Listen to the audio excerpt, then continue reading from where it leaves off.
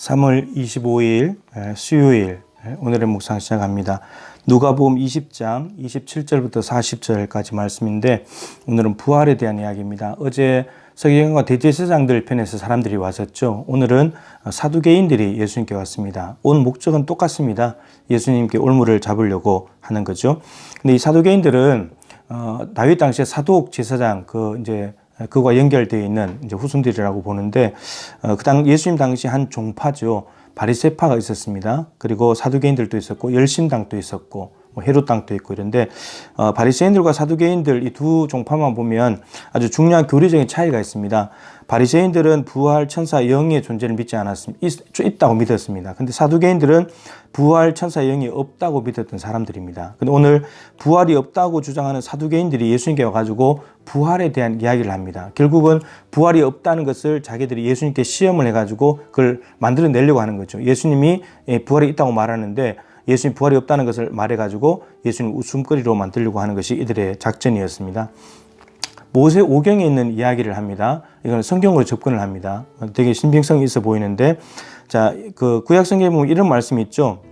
어떤 사람의 형이 아내를 두고 자식이 없이 죽었다. 그러면은 어떻게 되냐면 그 동생이 형수님과 결혼을 해야 됩니다. 형수님과 결혼을 하는데 결혼해서 애기가 생기면 어떻게 되냐면 형의 이름으로 호적을 해주는 겁니다. 왜냐하면 형이 자식 없이 죽어버리면 형 쪽에 대가 끊어져 버리잖아요. 가문이 멈춰버리는 겁니다. 그러다 보니까 동생이 형수님하고 관계를 가져가지고 애를 낳고 형에게 호적을 해주는 거죠. 하나님께서 가문의 대가 끊어지지 않도록 이 장치를 만들어놨는데 이게 계대혼인법 그리고 형사취수제 혹은 수혼법이라고 이렇게 부릅니다. 이걸 가지고 7 형제가 있었는데 제일 큰 형이 결혼을 했는데 근데 아들이 없이 죽어버리고 둘째 형이 또 형수님하고 관계를 가졌는데 애기 없이 죽고 그러다가 7째까지 가서 자식 없이 다 죽었다는 거예요. 근데 그렇게 되면 나중에 부활했을 때에 누구의 아내가 되겠냐? 누구의 아내가 될까요? 첫째 제일 큰 형의 아내가 된다고 하면 6명도 내 아내인데 라고 말할 수 있는 것이고 이러면 이제 문제가 생겨요. 그런데 또 아니다 그래버리면 이거는 그냥 모세 오경에 있는 건데 이제 이렇게 돼버리잖아요. 그러니까 맞기도 하고 아니기도 한 맞다고도 말할 수 있고 아니라고도 말할 수 있는 이러한 상황이 되는 거죠. 근데 사실은 이것은 사두개인들이 부활이 없다고 생각을 하니까 그게 맞는 말씀을 찾아낸 건데 여러분 이게 가장 심각한 오류입니다. 사실은 이게 중요하죠. 성경에서 뭐라고 말하느냐를 가지고 교리는 성경에서 모아놓은 게 교리입니다. 근데 사두개인들은 자기들이 부활이 없다고 주장하는 교리를 만들어 가지고 성경을 그 증명 구조로 갖다 쓴다는 거예요. 근데 사실은 이 계대혼인법은 부활과는 아무 상관이 없는 이야기입니다.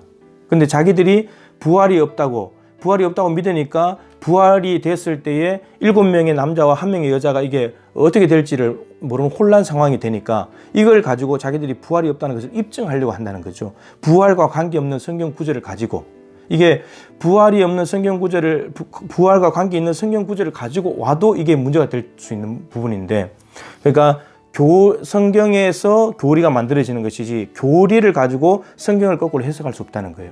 이렇게 되면 성경을 억지로 적용을 하게 되고 그리고 또 한편으로 증빙 구절로 쓰려고 하는 오류에 빠지게 된다는 겁니다. 성경을 있는 그대로 보면서 거기에 맞게 교리가 나오는 거죠. 그러면 성경이 부활이 있다고 한다면 그냥 부활이 있다. 부활을 믿는 교리로 만들면 되는 거죠. 이게 돼야 된다는 겁니다. 오늘 이제 그 이야기입니다. 그래서 예수님께서 이들이 사실은 부활과 관계없는 구절을 가지고 와서 부활이 없다는 것을 입증하려고 그랬는데 예수님께서 이들의 그 교리에서 성경을 마음대로 하려고 하는 이거 증명 구절로 쓰려고 하는 것도 바로 잡으시지만 부활에 대한 이해가 없는 거예요. 이들은 부활이 없다고 믿으니까. 그래서 34절에 이 세상의 자녀들은 장가도 가고 시집도 간다. 그러나 저 세상에 있는 자녀들 그리고 부활에 참여하게 되는 사람들 어떻게 되냐면 장가가고 시집 가는 일이 없다. 그리고 다시 죽을 수도 없고 천사와 동등하게 된다. 이 천사와 동등하다는 말은 천사는 죽지 않죠. 그리고 결혼도 하지 않습니다. 따라서 생식과 후손을 통한 삶에 의존하지 않는 존재들이 천사들입니다. 그러니까 부활 뒤에는 결혼하고 없다는 거예요. 그 7명의 남자하고 1명의 여자 누구의 아내가 되냐 이런 일은 있을 수 없다는 거예요. 부활 때는. 그러니까 사두개인들은 부활에 대한 이해가 없는 거죠. 부활이 없다고 믿으니까 그런 것조차 안 믿게 된다고 하는 겁니다. 바로 이런 존재가 되는 것이 부활의 자녀이고 하나님의 자녀가 된다라고 말씀을 하시면서 오히려 이들이 모세 오경에 있는 말씀을 가지고 억지지만 부활이 없다는 걸 말하려고 했는데 예수님이 모세 오경에 있는 말씀을 가지고 부활을 증명을 해버립니다. 37절 죽은 자가 살아난다는 것은 부활이죠. 부활은 모세도 가시나무 뜰기에 관한 글에서 가시나무 뜰기는 출애굽기 3장에 나오는 모세가 소명을 받는 장면이잖아요. 가시떨기 나무에 불이 났는데 안 타가지고 다가갔을 때 하나님이 그게 나타나신 거죠. 그러시면서 하나님께서 이렇게 말씀하셨죠. 아브라함의 하나님이요 이삭의 하나님이요 야곱의 하나님이시다. 근데 아브라함과 이삭, 야곱은 벌써 죽었잖아요. 모세 당시하고 아브라함 시대는 전혀 다른데 죽었는데 근데 하나님이 아브라함의 하나님, 이삭의 하나님, 야곱의 하나님이래요. 그러시면서 말씀하시기를 하나님은 죽은 자의 하나님이 아니요 살아있는 자의 하나님이시다. 그러면 아브라함과 이삭, 야곱은 죽었는데 근데 하나님이 아브라함의 하나님, 이삭의 하나님, 야곱의 하나님이라고 말한다는 것은 아브라함, 이삭, 야곱이 죽지 않았다는 거죠. 살아있다는 거예요. 부활에 참여하고 있다는 말이죠. 자, 이게 중요한 게 뭐냐면 하나님에게는 모든 사람이 살았느니라. 여러분 사람과 사람이 만나게 되면 죽음입니다. 사람이 죽고 또 다른 사람이 죽으니까 죽음과 죽음이 만나면 죽는 거죠. 근데 우리 인간이 죽음인데 생명이고 영생이신 하나님과 만나게 되면 생명으로 바뀌어지게 됩니다. 이게 이 말입니다. 하나님에게는 모든 사람이 살았느니라. 아브라함, 이삭, 야곱이 이미 오래전에 죽었지만 그들은 죽을 수밖에 없는 존재지만 영원하신 하나님과 관계를 맺었기 때문에 아브라함의 하나님, 이삭의 하나님, 야곱의 하나님이라고 불려지면서 이들도 살아버린다는 거예요.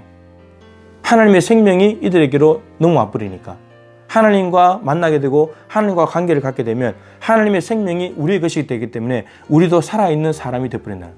우리의 하나님이 되시는 거고 우리도 부활에 참여하게 되는 것이고 우리가 부활의 자녀이고 하나님의 자녀가 된다라고 말하고 있습니다. 여러분들 하나님과 관계를 맺고 계십니까? 하나님을 만나셨습니까? 여러분들 하나님을 만났다면 하나님이 영원한 생명의 주관자이시기 때문에 우리에게도 영원한 생명을 하나님은 우리에게 주신다고 말씀하시고 그리고 이미 우리를 부활의 자녀, 하나님의 자녀라고 말하고 있습니다. 아직까지 하나님을 만나지 못했습니까? 인격적으로 만나지 못했습니까? 그럼 하나님을 만나셔야 합니다. 예수님 마음속에 모셔야 됩니다. 그래야 그분의 생명이 내 안에서 역사하게 되고 내가 영원한 생명을 얻는 부활의 자녀가 되는 것이죠. 그리고 우리는 말씀을 있는 그대로 믿어야 되겠습니다. 내 생각을 가지고 성경을 거꾸로 해석할 것이 아니고 하나님께서 성경에서 부활이 있다면 부활을 믿는 것이고 예수님이 부활했다면 부활을 믿는 것이고 예수님이 구원자라면 구원자로 믿는 것이죠. 그래서 성경을 있는 그대로 믿고 또 성경 속에 하나님이 영원한 생명의 주관자라고 하니까 그것을 믿어서 또 믿을 뿐만 아니라 실제로 하나님을 만나가지고 영원한 생명을 얻는 부활의 자녀, 하나님의 자녀가 될 수 있기를 주님의 이름으로 축복합니다.